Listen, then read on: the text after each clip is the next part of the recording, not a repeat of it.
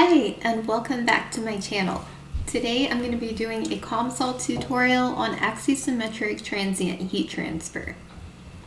And this is another one like my last tutorial that was taken from a NAFEMS benchmark collection. So this is the International Association for Engineering, Modeling, and Simulations. Okay, so this example shows an axisymmetric, meaning symmetric about an axis.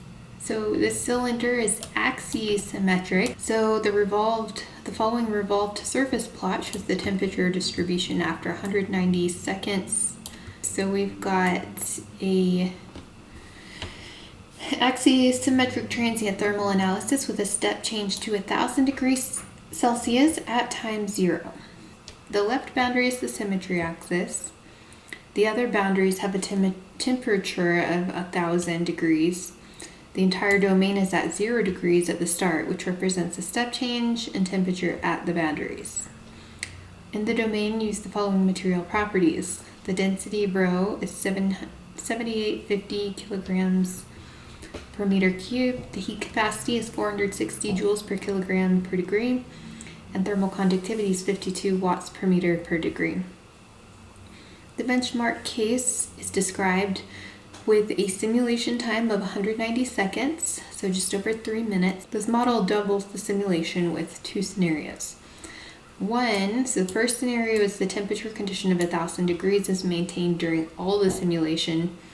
And scenario 2 is the temperature condition is replaced by thermal insulation condition at T equals 190 seconds. The line graph below shows the temperature variation during 380 seconds at the target location for the two scenarios. So let's get started modeling. We're going to choose New and then Model Wizard as always, and this time we're going to do 2D axisymmetric. In the Select Physics tree, select Heat Transfer in Solids. So I'm going to expand this one and select the first one here, Add, and then click Study. And we'll choose a time-dependent study instead of stationary this time, and click Done. So moving on to geometry, we're going to add our rectangle, which represents half of this axisymmetric cross section. So if you were to split this cross section, or if you were to split the cylinder with a plane and then cut it in half, this is what we're going to model with the rectangle. So I'm going to go to Geometry, click Rectangle, and then for the units, we're going to type in 0.3 meters for the width and 0.4 meters for the height. Build all. Okay, so now we're going to go to Heat Transfer in Solids, Temperature 1. In the Model Builder window under Component 1, right-click Heat Transfer in Solids and choose Temperature. So we're adding a temperature condition, and you'll see that up here at the bottom of all of these boundary and initial conditions.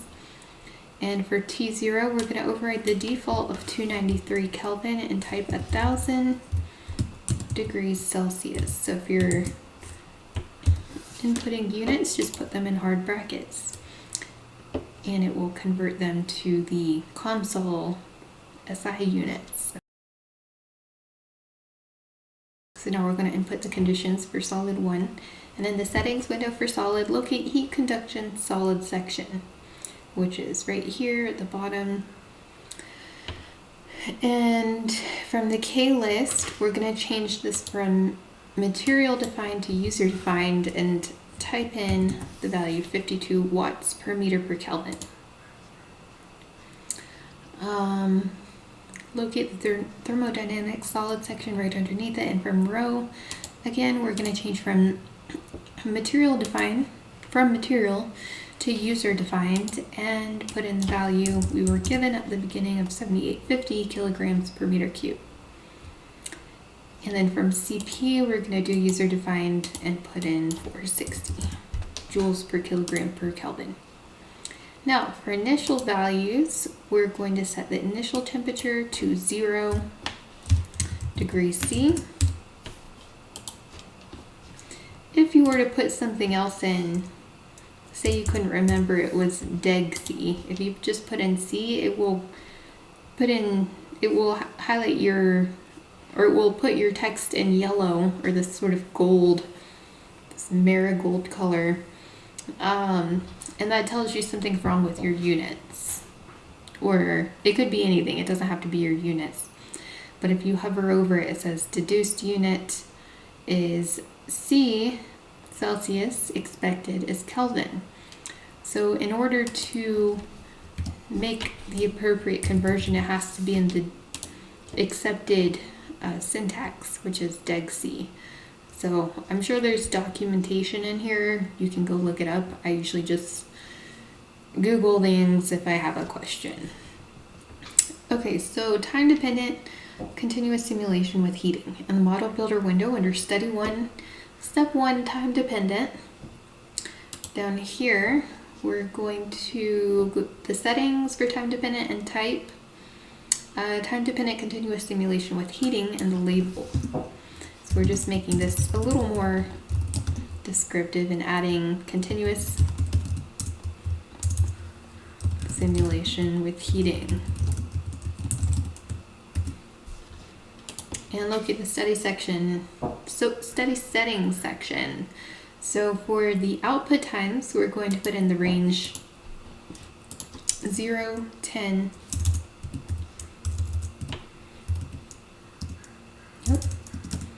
oh my goodness, 380. Indicating we're going from starting at 0 seconds, going up in increments of 10 seconds and stopping at 380 seconds. And this is inclusive. To improve time accuracy, lower the default solver tolerance. So from the tolerance list, choose user controlled, changing from physics controlled to user controlled.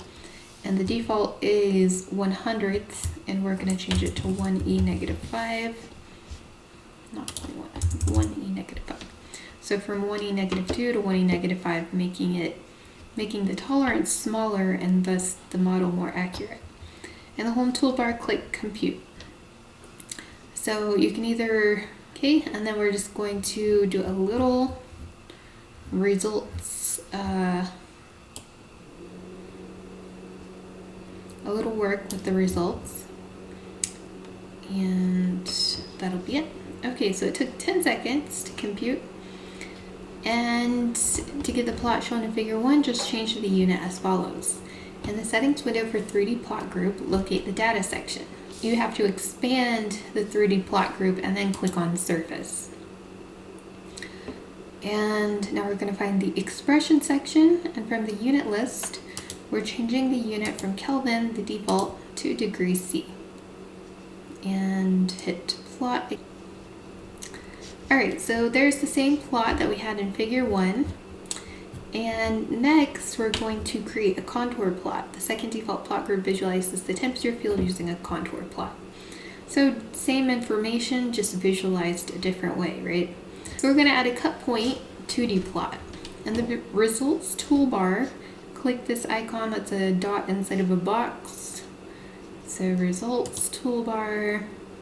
Here's the cut point 2D icon. So that adds the plot to our data sets here in the model builder window. Oh, I never saved this. Let's go ahead and save it. Okay, so now in the cut point 2D settings, we're going to locate the point data section here. And in the R text field, type 0.1. And in the Z text field, type 0.3. Now in the results toolbar, click point evaluation. So this numerical icon here has a drop-down value, and we're going to click point evaluation. So it evaluates the given point. From the dataset list, choose cut point 2D1. So we're telling it which data to pull this information from for the given point, and we want it to choose from cut point 2D1. And from the time selection list, choose from list. So rather than all times, we want only time 190 seconds. I'm just going to pick 190 seconds. Okay, and then in the expression section, we're going to change Kelvin to degrees C, and then click evaluate, this icon right here. And then you'll see the result pops up in your lower right hand dialog box with messages, progress log, table 1, and it gives you at time in seconds, the temperature in degrees C for the given point. So 186.47 degrees Celsius.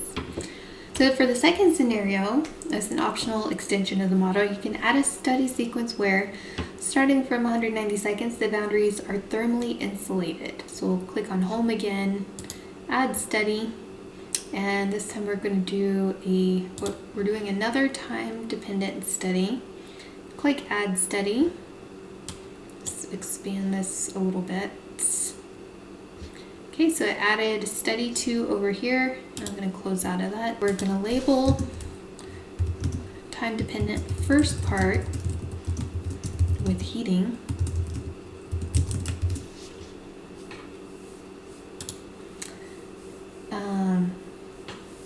And we're going to change the range to 0, 10, 190, indicating from 0 seconds to 190 seconds in increments at 10 seconds. And from the tolerance, once again, we're going to change it to the same 1e-5 tolerance. Okay, and then for the second part, we're going to add another, let's see, in the study toolbar, click study steps. So I'm going to click study up here in the top toolbar. Study steps. Nope, not parametric sweep. Let's delete that. Study steps. And we're going to add a time-dependent step. So now we have a step 1 and a step 2 underneath study 2. So locate the study settings, and in the output for our range, we're going to start at 190 now and end at 380 in increments of 10 seconds.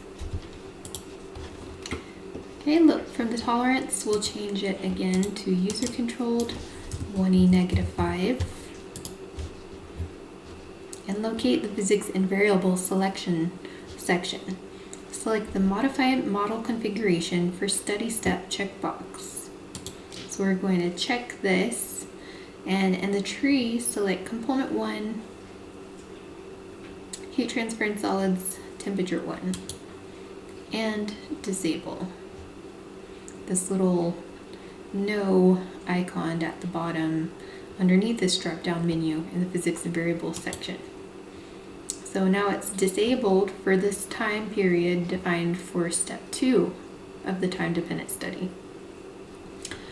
And also I need to change the label for this from time-dependent 2 to time-dependent second part with insulation. So basically we heated it from the outside of the cylinder for just over 3 minutes, and then for the remaining 3 minutes or so, we're going to say drop it into an insulating material. Maybe say you've got a thermos or some cookware in a cylindrical shape that you are heating from the outside on all sides uniformly, say baking it for some period of time, and then at the end of that 3 minutes you put it into some insulating material. We're going to hit compute, and then we're going to combine the solutions. So we've got to add a combined solution study step. This concatenates the two solutions and makes it possible to treat the output as a single continuous time-dependent solution. So we've got our result already from computing, and now we're going to add a study step. So going back to the study tab of the toolbar, study steps. Oh no, it's not under there. It's its own icon here, combine solutions. All right, and now in the settings section, for first solution, we're going to call that one study 2 solution store 1.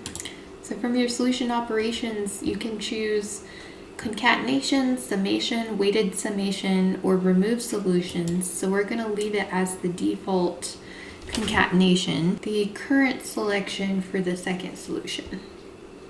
All right, and compute.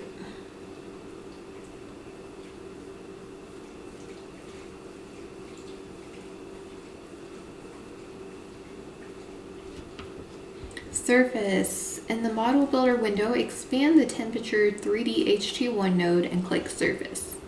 So down here, it's already highlighted from computing. So I'm going to expand this and click surface.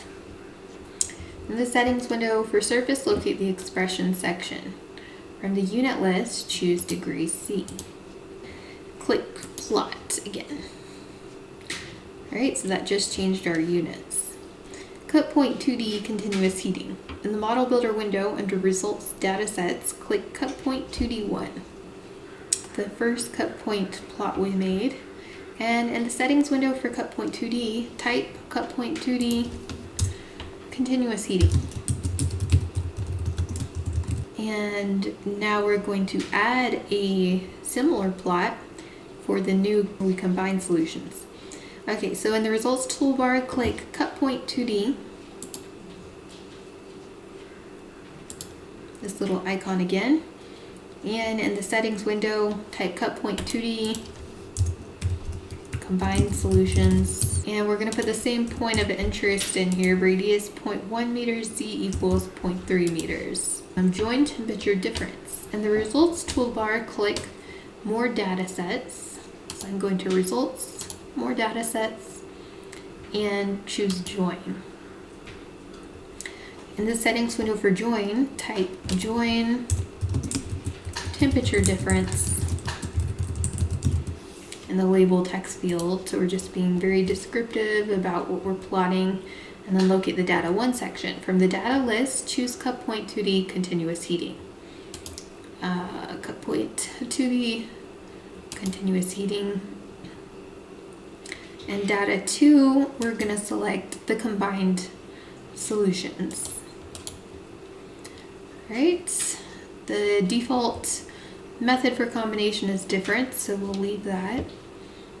And we're going to add a temperature 1D plot. So in the results toolbar, click 1D plot group. This squiggly line icon. And for the label, we'll type temperature 1D. The label, locate the data section, and the data set list, we're going to choose none. Click to expand the title section, and from the type list, choose manual. So we're going to override the automatic title and put our own. All right, so we're going to add a couple plot groups here, and we'll do that by looking at temperature 1D. And you can just right click on it and add point graph. From the dataset list, I'm going to choose none and click to expand the title section. So I just typed in this title here, temperature versus time for continuous and concatenated solutions. Now we're going to add 2 point graphs. So right click temperature 1D and choose point graph, which I've done here. In the settings window, locate data. And for the data set on the first point graph, we're going to choose cut point 2D continuous heating. And click to expand the coloring and style section. And we'll change solid to dashed. You can make the color whatever you want, but we'll make it black here. And for point graph 2, again, we're going to right click on temperature 1D and choose point graph. The settings window, locate data and choose cut point 2D combined solutions. So we're just going to overlay the continuous heating solution with the combined solutions. And for this one, it's going to be a solid magenta. In the model builder window, click point graph 1 and click to expand legends. We already did show legends. Show legends. But we're going to put in a manual title. Since the default title is going to be the same for both of these, we want to put something more meaningful in here. So let's change this from automatic to manual. The first one we'll just put continuous heating for the black line, and the point graph 2 manual title, we're going to call it combined. Is that what they called it? Thermal insulation applied after 190 seconds. All right, there you go. So now ours looks like the produced plot, 1D plot group. All right, and now we're going to create one more plot group showing the temperature difference. So in the home toolbar, click add plot group. So I'm going to home, under results, add plot group, 1D plot group, and we're going to title this temperature difference. So this for the data, we're going to pull the data set from join temperature difference, title type to manual, and in the title area, type temperature difference. So right click on the temperature difference, and then we're going to do point graph and plot. All right, there you go. Time on the x-axis in seconds and temperature in Kelvin. Because it's a temperature difference, it doesn't really matter if it's Kelvin or Celsius. All right, so there you go. That was it for today. A short and sweet little tutorial on axisymmetric transient heat transport in a cylinder. So if you enjoyed this and you want to see more COMSOL tutorials, please like, comment, and subscribe. Thanks, and I'll see you next time.